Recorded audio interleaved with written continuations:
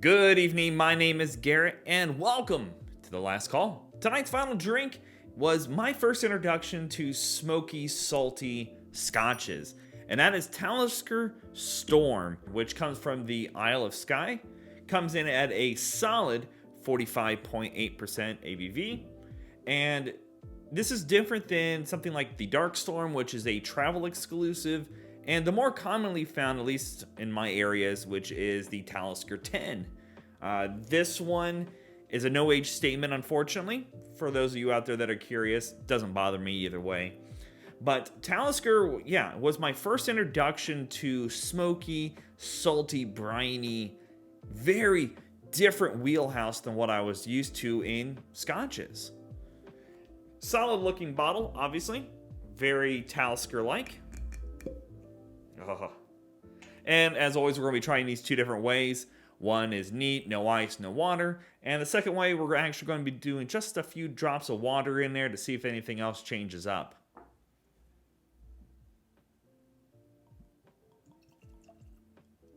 There we go. Just a little bit in there. On the nose, instantly I get apple concentrate. Like if you ever had like juice, apple, but not like apple juice, like apple concentrate, where it's like really compacted and you have to mix water with it before it's drinkable. Very strong apple in there. Oh, it's just, and it's a red apple, not green or anything else. It's a solid, beautiful red apple, and really just takes over the glass itself. But it's followed up with a bit of smoke. Not a lot, so it's not super smoky, but just enough. And just, you do get this bit of saltiness, bit of brininess, that just lingers so well.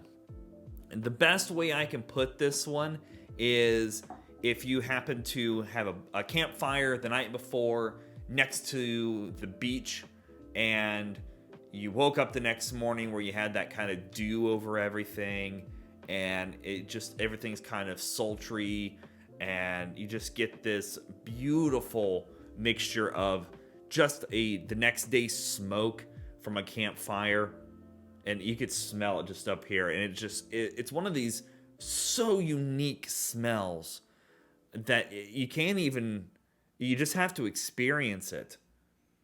But yeah, it's a musty campfire next to the ocean. Here we go.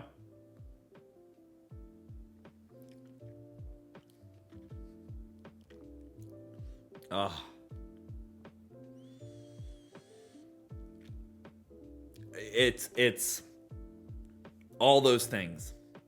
You get this. It is definitely a little ashy, smoky on the taste. Your sweetness from the apple kind of takes the back seat on the taste versus the nose. The nose, it's apple forward. Here, the apple takes the back seat.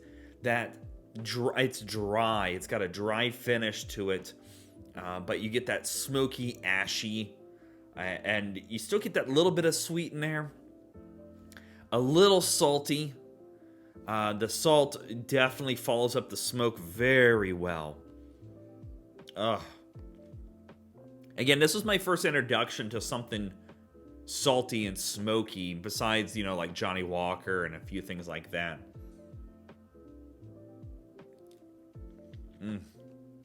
The alcohol does show up a little bit on the taste, but it's not off-putting. It's not to the point of really a kick in the face, in my opinion. Obviously, taste is taste, but I find this one just so unique on so many levels.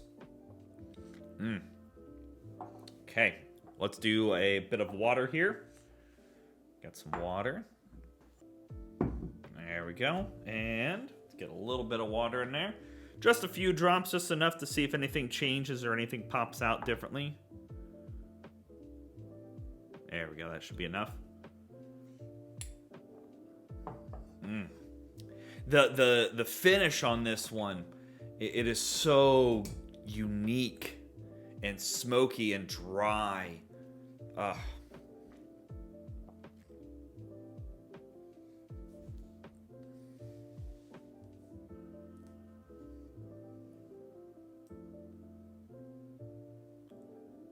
The smoke is dialed back with the little bit of water added. The apple's still there, but that saltiness is almost, the saltiness is almost coming forward more now. And maybe I'm just crazy, but that saltiness is kind of taking the limelight here. Yeah, that saltiness is kind of stepping up. Yeah, that saltiness I think is stepping up on that.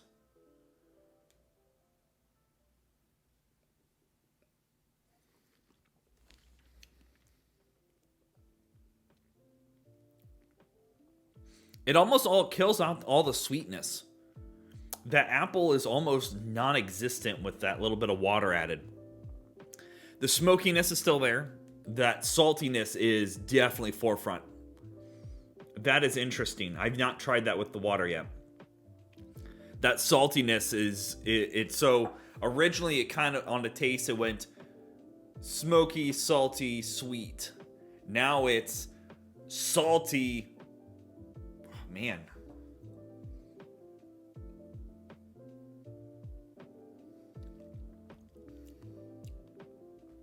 Almost salty, sweet, smoky. That saltiness is definitely a forefront.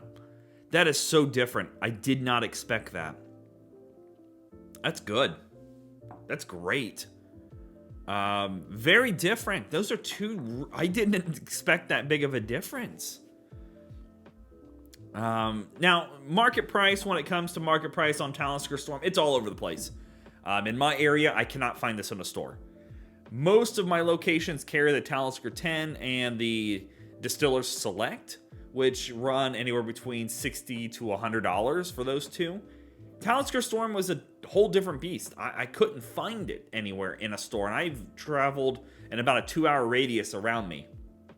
Nobody had it, nobody heard of it. So I actually ended up buying this through Flaviar.com, and they had it there for $60, $59.99, and $15 to ship it. So $75 is what I paid for it, essentially, give or take a few bucks on that for taxes. More give than take. But overall, I have to say that this is probably a good introduction to sweet but smoky. It's not crazy smoky like Ardbeg or Lefroy or something like Compass Box with Peat Monster, or even I would probably put this more towards Highland Park because of that sweetness. Highland Park does more of a honey sweetness and honey and fruit sweetness, but this is 100% red apple sweetness. But it is definitely an interesting one that, again, I don't know how many people will be able to find this, but it's a solid introduction to that area, and I really love it. Again, this has been my gateway to a lot more smoky and has opened up a lot of doors for me. So yeah, there you go. Talisker Storm, a very solid, drinkable experience for those who are looking to get into smoky and salty. And yeah, if you have any questions anytime or like to see some specific reviews over some specific spirits, let me know in the comment section below. And as always, may your last drink of the night be the best one.